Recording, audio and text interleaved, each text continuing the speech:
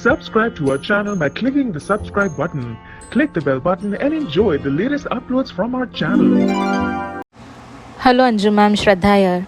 सबसे पहले मैं सबको थैंक यू कहना चाहूँगी जिन्हें मेरे पॉइंट ऑफ व्यूज़ पसंद आ रहे हैं, एंड कमेंट सेक्शन में भी मुझे रिप्लाइज़ अच्छे मिल रहे हैं कि उन्हें मेरा पॉइंट ऑफ व्यू सही लग रहा है एंड सहमत है मेरे रिव्यूज़ से। And thank you Varsha aunty, ख्याति आंटी, आपको मेरे ऑडियोज़ पसंद आ रहे हैं। आज का एपिसोड देखा तो आज का एपिसोड कल का ही कंटिन्यूएशन था। अनुपमा एंड समर का जो कॉन्वर्जेशन था किचन में, आखिरी माँ बेटे का वो जो मोमेंट था, आज वो ख़त्म हो गया।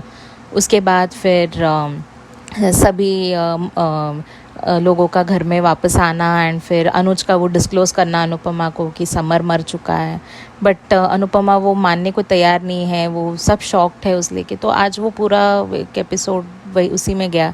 कल भी कंटिन्यूएशन वही होगा, जब अनुपमा भागेगी घर से समर के पीछे पीछे एंड वो गिर जाएगी। वनराज उसको हिला हिला के उसको बोलता है कि नहीं समर मर चुका है, ये वो।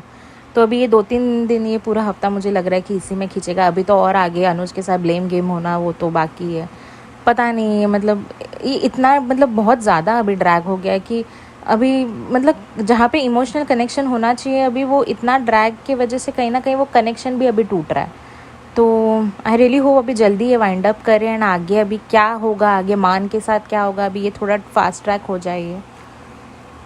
आज का मुझे एक चीज़ बहुत ही पता नहीं ये इंटेंशनल था या क्या था, बट मुझे एक चीज़ खटकी आज जब समर अनुपमा से बात कर रहा था एंड वो कह रहा था कि मेरा बच्चा बहुत लकी है, उसे ऐसे फैमिली मिल रही है। अनुपमा जैसी दादी, वनराज जैसा दादा, परदादी परदादा, ताऊ ताई सबका नाम लिया, यहाँ तक कि काव्या जो छोटी दादी तक नाम लिया, बट अनुज का नाम नहीं लिया। तो मुझे ये बात बहुत पता नहीं, मुझे बहुत खटकी, मुझे बुरी भी लगी। अनुज क्या फैमिली में ये लोगों ने कभी अनुज एज अ फैमिली एक्सेप्ट किया है कि नहीं मुझे, क्योंकि मुझे तो नहीं लगता कभी अनुज को एज अ फैमिली उन्होंने दिल से अपनाया भी है। मुझे समर से तो एटलीस्ट उम्मीद थी कि एटलीस्ट कुछ बोल अनुज का नाम ले कि एटलीस्ट, बट पता नहीं ये क्या क्यों ऐसा हुआ, या क्या क्या वो अनुज को जिम्मेदार ठहरा रहा है इसमें, या इसीलिए उसे वो फैमिली नहीं समझ रहा है, या क्या है। बट देन फिर नेक्स्ट मोमेंट जब हम देखते हैं कि जब समर बिना सोचे समझे अनुज को प्रोटेक्ट करता है एंड वो खुद गोली खाता है, मर जाता है उस चक्कर में, तो फिर ऐसा लगता है कि उसने अपना काम कर दिया, उसने जो अपने एक्शन से बता दिया कि अनुज क्या मायने रखता है उसके लिए। तो वो भी ऐसा लगता है कि चलो ठीक है, वो भी उसने सही किया यहाँ पे।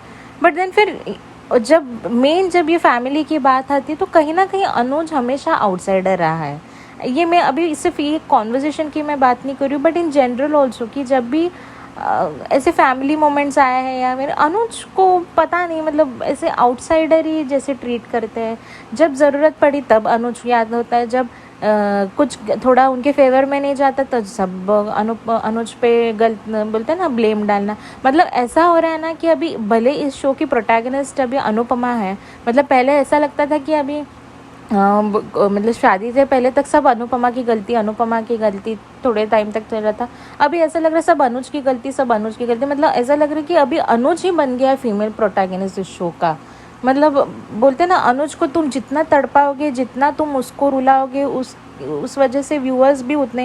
एंड कहीं ना कहीं ये बात सच भी है कि अभी अनुपमा से जितना कनेक्ट मैं जानती हूँ, जितना मैं डिस्कस कर रही हूँ, जितना मैं सोशल मीडिया पे देखती हूँ, अनुपमा के साथ कनेक्ट होना चाहिए, बट कहीं ना कहीं अभी वो ज़्यादा इंक्लिनेशन अनुज की तरफ ही ज़्यादा जा रहा है, क्योंकि पता है ना कि हर बार अनुज ही इस चक्कर में फंसता है, अनुज ही बलि चढ़ता है इन सब मामलों में, अनुज ही अकेला पड़ जाता है। फैमिली के नाम पे ना उसे कोई संभालने वाला है ना कोई है उसके पास। फैमिली के नाम पे सिर्फ अनुपमा एज उसकी पत्नी एंड छोटी उसकी बेटी, ये सिर्फ 2 लोग हैं उसके पास। बट उसमें भी अभी वो छोटा बच्चा, वो बेचारा क्या ही अपने पिता को संभालेगा। वो एक तो बच्ची छोटी है, उसे जितना समझ आता है वो उतना अपने पापा का साथ देगी, बट ये ऐसे मामलों में कौन अनुज को संभालेगा। अभी ऐसे टाइम पे तो अनुपमा अभी वो खुद बिखरी हुई है, तो अनुपमा के साथ तो उसके बाकी दूसरे बच्चे हैं, बापू जी है, वो बाकी वो फैमिली सब है उसके साथ में। बट अनुज का क्या, अनुज तो हमेशा अकेला ही रहा है। मतलब उसका पता नहीं क्या क्या उसका डेस्टिनी है उसमें कि हमेशा मतलब बेचारे की कोई गलती भी नहीं रहती एंड वो ऐसे बड़े बड़े गिल्ट में जाता है ना कि मतलब माँ बाप के एक्सीडेंट का गिल्ट है अभी भी उसके पास, उसके दिल में। वो मुक्कू की शादी को लेकर मुक्कू के साथ गलत हुआ उसका गिल्ट है उस बंदे के दिल में। उस वो माया मर गई उसका गिल्ट है उसको। अभी ये समर अभी उसके सामने मरा है, उस इतना बड़ा बोझ है उसके दिल पे। तो ये बोझ कितना कोई इंसान सहेगा? तो उस इतना इतना तकलीफ इतना बोझ देने से बेटर है कि उसे मार ही दो ना। मतलब बेचारा वो भी छूट जाएगा एंड बाकी ये जो बोलते ना जो ब्लेम गेम डालते रहते उस पर, तो उनके भी बोलते ना एक मन को शांति मिल जाएगी कि बाबा गया वो इंसान, तो आगे कोई बचेगा ही नहीं ना फिर किसी को ब्लेम गेम मतलब वो ब्लेम्स डालने में। इतना कितना तुम उस इंसान को तुम तोड़ोगे? तो मुझे वो चीज़ मतलब मैं थोड़ी इमोशनल हो रही हूँ बट मुझे अच्छी नहीं लगती ये बात। एंड इस चक्कर में हमेशा मान ही पिस जाते हैं। अभी इस ये पूरे अभी ये पूरा डायनामिक्स इनका चेंज हो जाएगा। अनुपमा ने अपना सबसे प्यारा सबसे एंड कहीं ना कहीं वो भी जायज़ ही ना, क्योंकि समर हमेशा से उसके साथ अनुज के आने से पहले समर उसकी ज़िंदगी में था अनुपमा के। एंड वो छोटा था तब से वो अनुपमा के नज़दीक रहा है, हमेशा उसको समझा है। आज तक वो अनुपमा का सबसे बड़ा सपोर्टर रहा है। मान को मिलाने में सबसे बड़ा हाथ समर का रहा है। समर कहीं ना कहीं अनुज को भी उतना ही वो प्यार करता है। अनुज समर को उतना अपने बेटे जैसा उसने हमेशा उसे अपना माना है। तो उस बेटे को जब अपने सामने से मरते हुए देखेगा तो वो इंसान पे क्या बीतेगी? अनुपमा ने तो उसको ऐसे देखा नहीं है सामने से मरते हुए। सोचो उसने तो देखा है उसके हाथ से वो हाथ फिसलना, वो गोली खाते हुए देखना, वो जो उसके एक्सप्रेशंस देखे थे मतलब दिल दहल गया। घर पे आके जब उसने वो उसके पास जिम्मेदारी थी अनुपमा को ये बड़ी बात बताने की, उसने जब वो बात बताई अनुपमा को कि समर नहीं रहा, वो जो अंदर से उसका वो जो रोना निकला, वो जो बार बार हम मतलब देख रहे थे कि वो कंधा अपना वैसे सहला रहा था। वो कंधा भी मतलब वो एक छोटे छोटे नुआंस है उस कैरेक्टर में कि वो कंधा भी इसके लिए सहला रहा था बिकॉज एंड में समर उसके कंधे को ही पकड़ा हुआ था, तो वो कंधे को सहला रहा था। मतलब वो समर के वो टच को फील कर रहा था, वो नहीं चाह रहा था, वो बिलीव ही नहीं कर पा रहा था कि वो समर नहीं रहा। तो कितना वो ट्रॉमा है उस बंदे के अंदर, वो क्या क्या मुझे नहीं पता आगे जाके कैसे संभलेगा वो। क्योंकि अनुपमा के पास, अनुपमा भी ऑब्वियसली वो नहीं संभल पाएगी। ये बहुत ही बड़ा बोलते ना ये लॉस है अभी एक, बट फिर भी एक बोलते ना एक कुछ ना कुछ तो अनुपमा के पास इमोशनल सपोर्ट है। अनुज के पास कौन है? एंड मैं चाहती हूँ कि इस बार मतलब क्योंकि अनुज बहुत ही बिखरेगा उसके साथ अकेले में, पता नहीं क्या वो दिमाग में अपना ले कुछ क्योंकि नहीं इससे उभर पाएगा वो। एंड मैं इसीलिए चाहती हूँ कि इस बार मालती देवी उसे आके उसे संभाले, बिकॉज यहाँ पे शायद एक माँ ही उसे समझ पाएगी। तो देखते हैं अभी आगे कैसे ये दोनों संभलेंगे, बिकॉज अभी तो चीज़ें बहुत ही डिफ़िकल्ट है एंड ये सब इतने जल्दी आसानी से सुलझने वाला नहीं है। एंड ऊपर से अभी तो ब्लेम गेम तो बाकी है पूरा अनुज पे। मुझे नहीं समझ में आ रहा अभी कैसे क्या होगा, बट हाँ ये अभी बोलते ना वर्ल्ड कप चालू हो रहा है, ये अभी फेस्टिवल्स है ये सब, तो अभी टीआरपी के चक्कर में ये लोग बहुत ही ज़्यादा स्ट्रेच करेंगे। अभी ये मान के बीच में तनातनी थोड़ा सा ये लोग करेंगे, तो देखते हैं आगे कहाँ तक कितना स्ट्रेच करते हैं क्या करते हैं।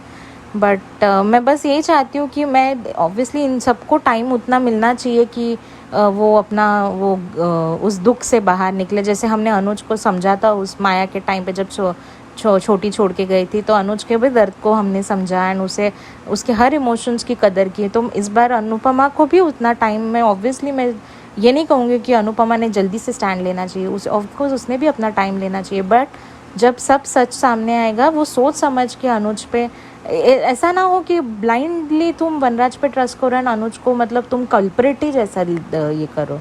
तुमने जब अनुज के टाइम पे वो एक्सीडेंट के टाइम पे तुमने वनराज को एक बेनिफिट ऑफ डाउट दिया था ना कि वनराज किसी की जान नहीं ले सकता, मतलब उस टाइम पे तुमने वनराज पे उतना भरोसा तो दिखाया था, इसके लिए तो तुमने पुलिस कंप्लेंट भी उस टाइम पे नहीं की थी। तो इस बार भी हम एक्सपेक्ट करते कि अनुज के ऊपर ऐसी ज्यादती ना हो, एटलीस्ट थोड़ा सा तो उसके ऊपर थोड़ा सा ट्रस्ट दिखाए वो। तो भी देखते कहीं वनराज की बस बातों में ना आए ना, अनुज को अगर ऐसे चोट ना दे बस दिल में, क्योंकि अगर कल को अनुपमा नफरत करेगी तो अनुज मर जाएगा। ये मैं पहले ही बोल रही हूँ कि अनुज मरेगा। एंड ऐसा होता है ना, जब इंसान अपनी ज़िंदगी से जब जाता है तभी उसकी कदर होती है। अब कहीं ना कहीं क्योंकि समर एक सपोर्ट सिस्टम था वो चला गया, अभी कल को अगर अनुज चला जाएगा तो फिर अनुपमा पछताएगी। एंड अभी यही टाइम है कि अनुपमा थोड़ा अपना वो जितना उसको टाइम थोड़ा सा लेना है ले ले, बट जब सच सामने आ जाए, जब वो थिंकिंग के लायक होगी, जब वो सोचने समझ के लायक होगी, तब वो सही डिसीजन ले एंड अनुज का उस टाइम पे साथ दे एंड उसको इस और गिल्ट ट्रिप में ना डाले, क्योंकि अनुज डेफिनेटली मर जाएगा इस चक्कर में। एंड आई होप कि अभी आगे जाके मान के बीच में मतलब बहुत ही स्ट्रेसफुल सिचुएशन होने वाली है, बहुत टाइम लगेगा, बट देखते हैं। अभी ITV है तो शो है, तो फिक्शनल शो है तो ड्रामा तो होना ही है, तो देखते हैं आगे कैसे और ट्रैक अनफोल्ड होगा। बस आज के लिए इतना ही कहूँगी। Thank you so much. Hello Anju ji, आपको और मेरी सारी सहेलियों को मेरा प्यार और नमस्ते। हाँ, कल के लिए मैं सॉरी चाहूँगी। एक्चुअली मुझे भी पता है कि उसको बेस्ट बेटे का अवार्ड मिला, वनराज को। वो बेस्ट पिता बोल गई मैं।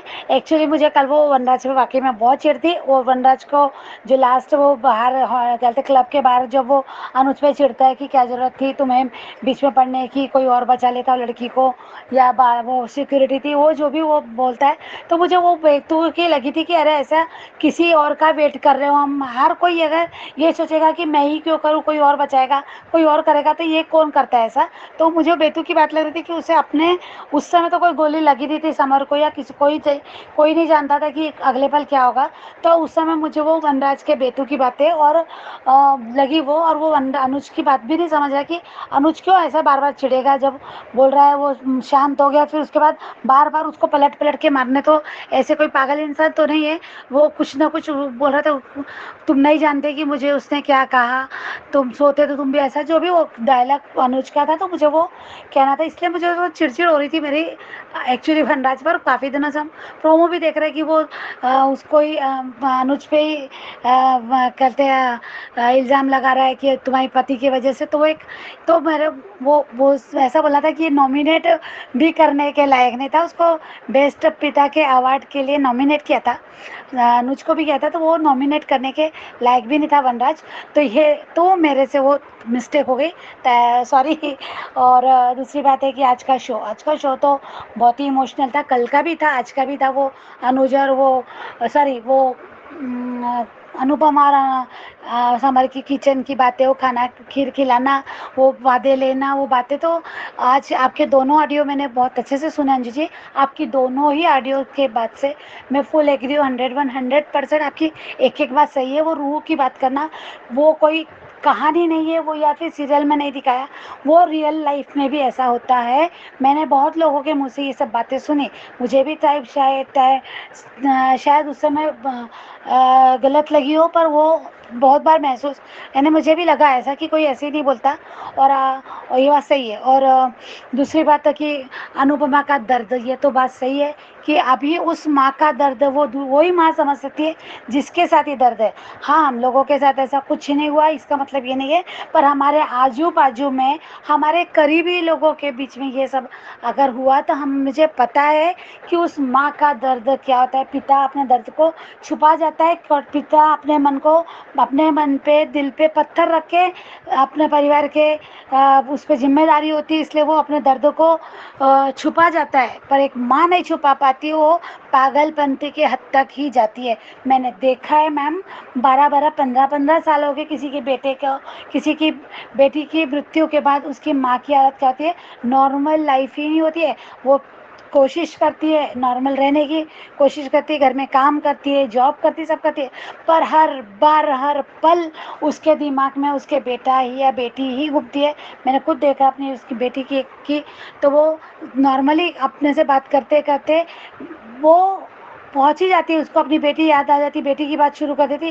कोई टॉपिक नहीं होता, फिर भी अपनी बेटी को याद करके बेटी की बातें करना, और आँख में से आंसू नहीं टूटते एक माँ के आँख में से आंसू। ये बात तो मैंने बहुत करीब से महसूस की है, बहुत करीब से देखा है ऐसी माँ को। और ऐसे लोगों को लोग पागल बोलते हैं या फिर मूर्ख बोलते हैं।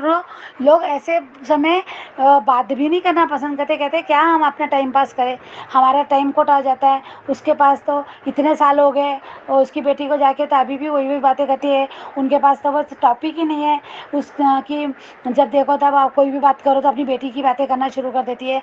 अभी भी वही बातें, बाकी के लोगों का क्या, बाकी के क्यों सहन करेंगे, बाकी के बच्चों का। पर ऐसा नहीं होता, माँ भी नहीं चाहती किसी और को तकलीफ हो, उसके बाकी दूसरे बच्चे को भी तकलीफ हो।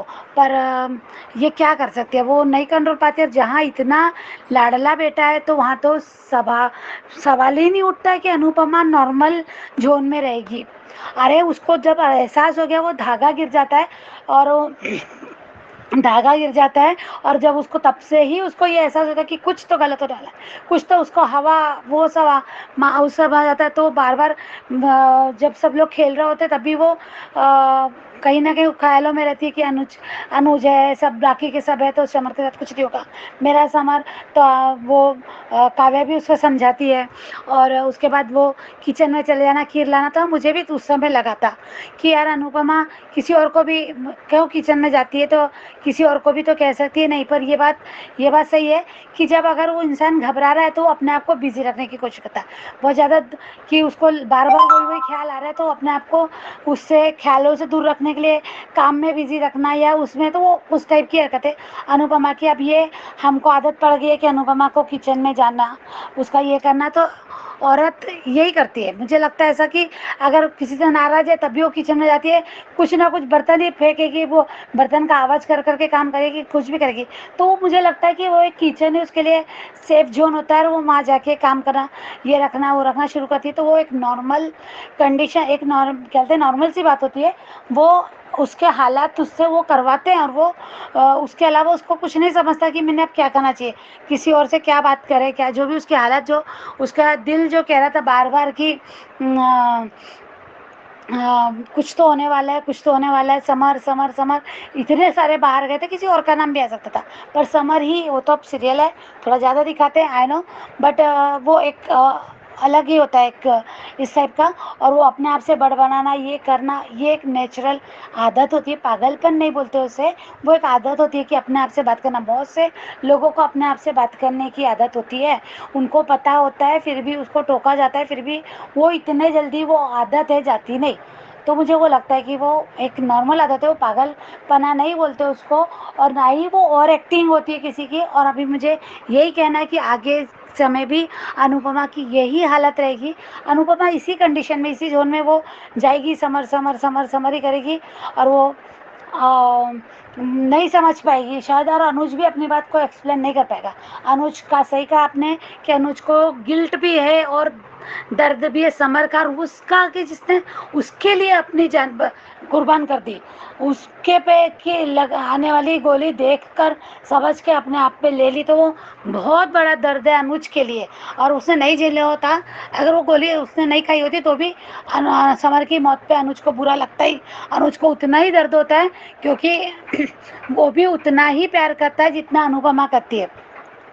तो वो अनुपमा नहीं बोल पाएगा अनुज, वो एक्सप्लेन नहीं कर पाएगा कि ऐसा क्या हुआ था, क्या बोला, जो भी है वो यही बोलेगा गिल्ट में कि मेरे से गलती होगी, मेरी वजह से मैंने शायद कंट्रोल किया होता है या फिर मैंने सह लिया था, जो भी वो ऐसा कहेगा मुझे लगता है। तो वही अनुपमा के बात में मन में बैठ जाएगी। और ये बाकी टॉक्सिक लोग तो कर ही रहे हैं, वनराज तो कर रहा है, तो वो अनुपमा शायद शाह उसमें आएगी डिम्पल की जिम्मेदारी लेने, जो भी समर ने वादा लिया है। और कहा भी ना अनुपमा ने कि उसने मुझसे कुछ वादे लिए हैं, कुछ ये करके गया, तो अभी तो गया वो वादे कर लेके मुझसे, किचन में मेरे से बात की, खाना खाया, जो खीर खाई, जो भी, तो वो सब अनुपमा जिम्मेदारी निभाने आएगी।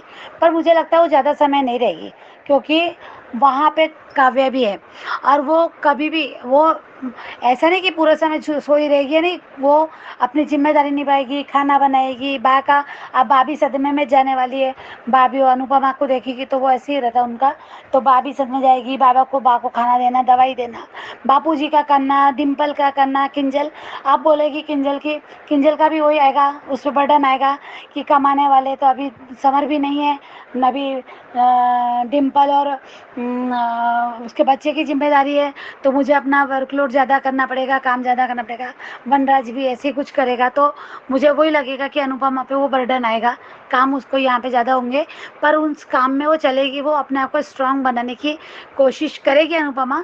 और फिर वहाँ पे वो मुझे लगता है काव्या के लिए भी सोचेगी, क्योंकि वनराज कैसा है, पलटू हमेशा जब भी उसको अपने पति और अपने बच्चे और अपने माँ बाप के अलावा उसको कोई दिखता नहीं, और वो अनुपमा तो उसको हमेशा के लिए एक सेविका मिली जाएगी घर को संभालने के लिए। उसको पता है अनुपमा है तो सब ठीक है, नहीं तो नहीं है, तो चाहेगा ही वो।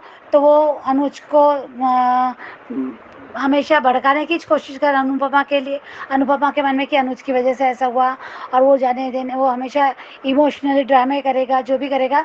पर वहाँ पे काव्या होगी इग्नोर, वहाँ काव्या इग्नोर, तो ये अनुपमा को समझने में टाइम नहीं लगेगा, तब वो शायद छोड़ेगी, वो वहाँ भी रहेगी, कहेगी शायद कि नहीं डिम्पल की जिम्मेदारी में निभाऊंगी, पर वहाँ नहीं रहेगी ज़्यादा समय तक, क्योंकि वो किसी और के साथ नाइंसाफ़ी भी नहीं कर सकती, किसी का घर, किसी का उजड़ा परिवार भी नहीं उजाड़ सकती वो काव्या के साथ भी गलत नहीं करेगी। तो मुझे लगता है कि वहाँ तक नहीं जाएगी, हमेशा के लिए तो वो यहाँ रहेगी नहीं, और हमेशा से के लिए अनुज से भी दूर नहीं होगी, समझ में आएगा उसकी बात। और अनुज को जहाँ तकलीफ होगी तो वहाँ पे अनुपमा का भी दर्द, दिल दुखता है, वहाँ अनुपमा को भी ये मिल जाता है कि अनुज के साथ तकलीफ में अनुज को दर्द है, Subscribe to तो our अनुज channel अपने by आप को clicking the संभाल लेगा, subscribe स्ट्रॉन्ग button. करेगा, अनुज Click को, the bell button Anupama and के भी enjoy the तकलीफ को latest समझेगा। uploads देखते from our श्योर channel. आगे क्या होता है। Thank you so much, thank you.